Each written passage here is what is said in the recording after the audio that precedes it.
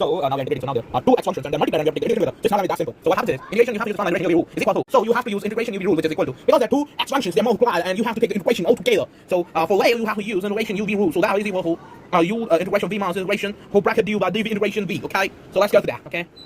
What happens is also we have to take Lie priority, okay? So u is much more derivative and v is much more integration. And also you have to put a second term in whole integration. You have to remember that, okay? So let's go. So this is linear. You have to remember this priority. So this is log, this is inverse, this is algebraic, this is trigonometric, this is exp, okay? Let me just write it, okay? This is theta, this is x, this is let's say inverse, theta inverse, let's say, and this is log. Okay, that's how that is. Now what we have here is algebra. This is x cubed. So let's just do that. Let's take it u. So first you have to take u, x cubed, integration v. Okay, integration v, integration v minus x, integration v minus integration minus integration. du by dv. Okay, du by dv. So du is always on x cubed. du by dv. du by wait a second. du by dx by the way. du by dx. Integration v. Okay, so v. Okay, raised to minus 6. Let's go v.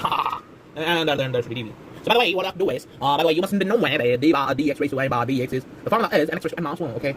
I guess I would have written, no, I have not written it. That's bad. So, also I have to show you chain rule, by the way, e raised to x integration is e raised to x. Simple stuff. Same, it says the same, okay, same. And also, in relation f of u, and u is equal to f of x, you know, you have to do is, integration f of u divided by d by dx of f of x, okay? So this is how I win, okay? What we want to do is, this is outer, and this is outer function, and this is inner function. Okay, this is inner function. What we used to do is, earlier is in derivative. We used to take this derivative, and we used to multiply inside function derivative. But this is integration. You have to do a reverse. So you do outer function integration and divide it with derivative of this f of x. Okay. Now what I'm doing is, first is x cubed, simple stuff. Then integration of e raised to minus 6. So e raised to minus 6 is actually, there are two functions in this. Okay. First is e raised to u, where u is equal to minus 6. So these are two functions. Okay, two functions. In each other, okay, in each other. Now when such things comes, then you have to use the chain rule, which is integration of outer function divided by derivative of inner function. So what we have to do is integration of e raised to minus 6 divided by this stuff, okay, and this inner function, okay, divided by d by dx of minus 6.